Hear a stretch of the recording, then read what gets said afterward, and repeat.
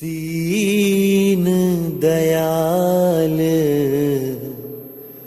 भरोसे तेरे, दीन दयाल भरोसे तेरे, सब परिवार चढ़ाया बेड़े, सब परिवार चढ़ाया बेड़े, दीन दयाल भरोसे तेरे, दीन दयाल भरोसे तेरे। नाम जपो जी ऐसे ऐसे, नाम जपो जी ऐसे ऐसे, ध्रुव प्रहलाद जप्यो हर जैसे, ध्रुव प्रहलाद जप्यो हर जैसे, दीन दयाल भरोसे तेरे।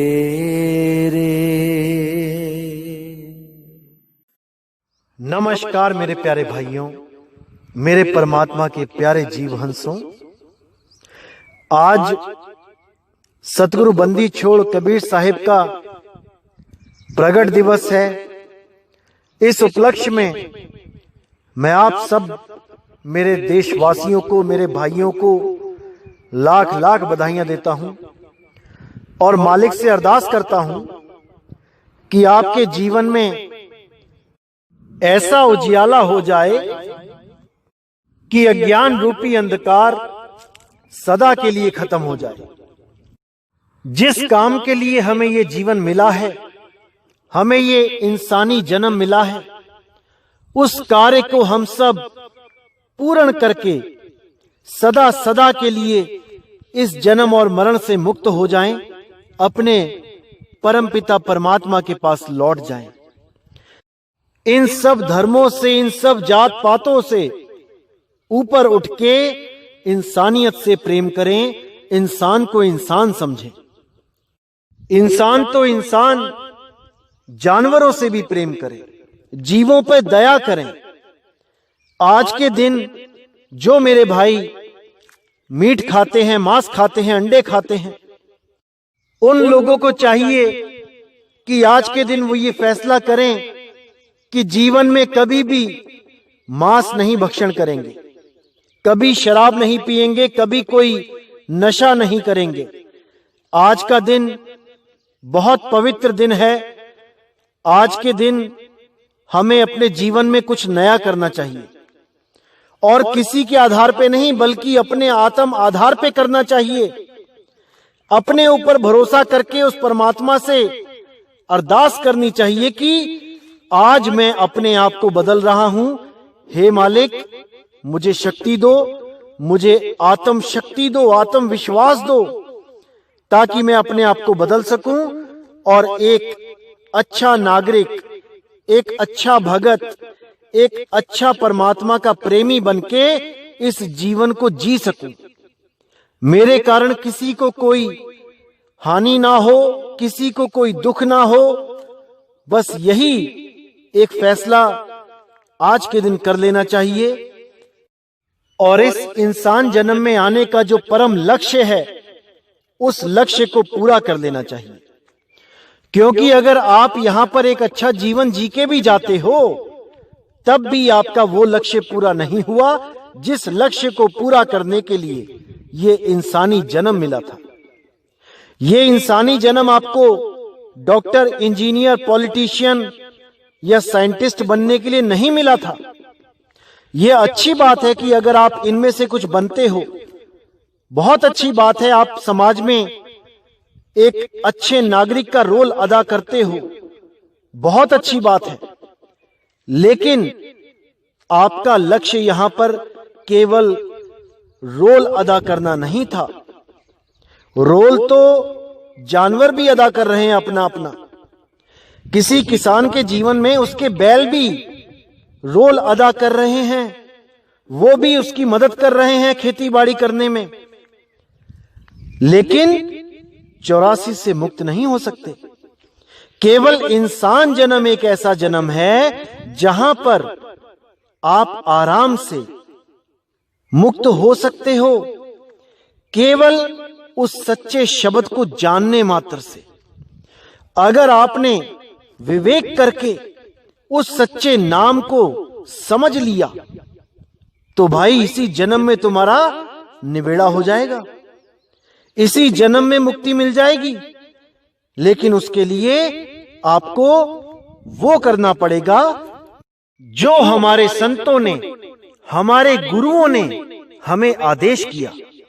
उस हुक्म को मानना पड़ेगा और उसी के हिसाब से अपना जीवन चलाना पड़ेगा।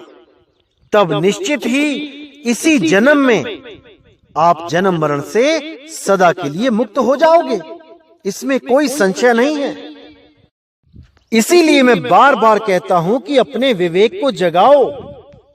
जब तक आप विवेकी नहीं होगे, जब तक कल्याण नहीं हो सकता।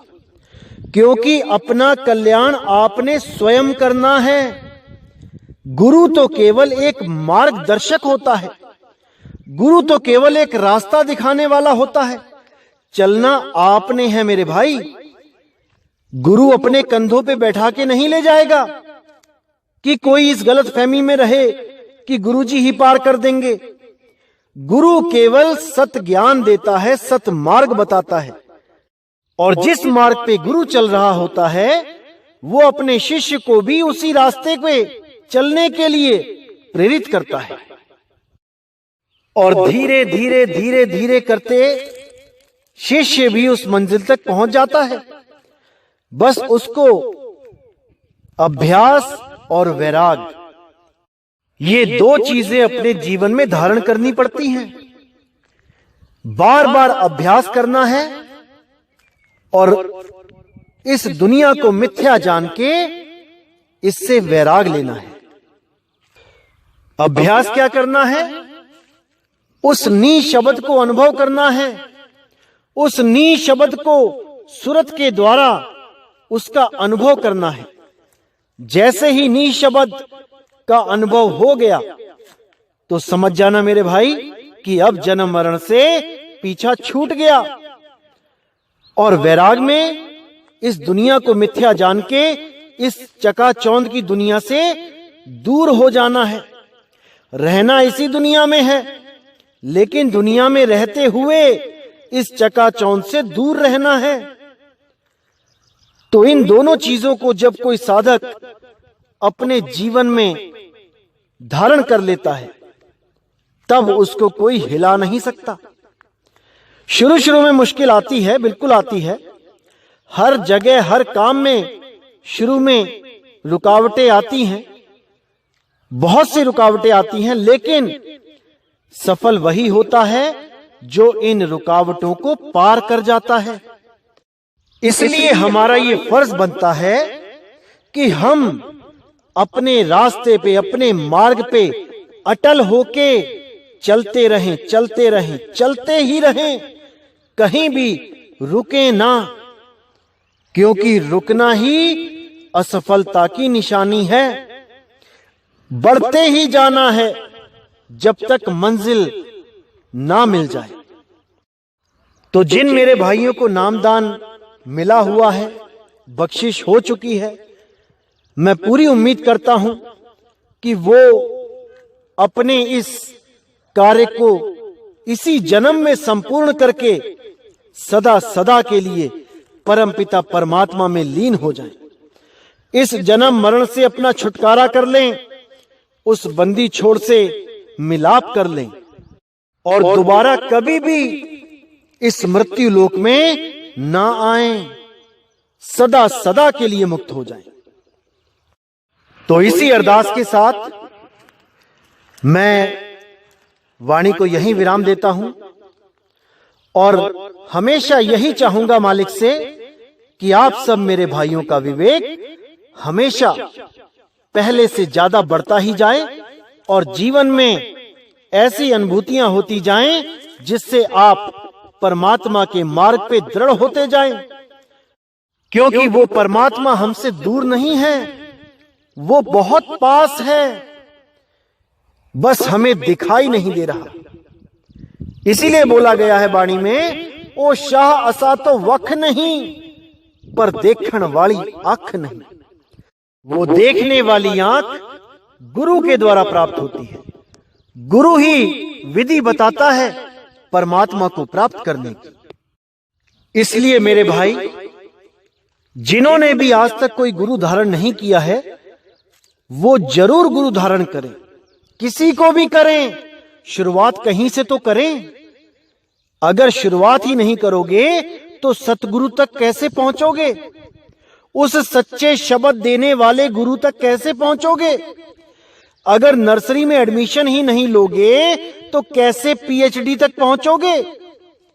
इसलिए भाई, गुरु जरूर धारण करो, कामिल मुर्शद जरूर धारण करो, ताकि वो आपको उस परम ज्ञान से जोड़ सके, ताकि आपका जीवन गुरुमय हो सके।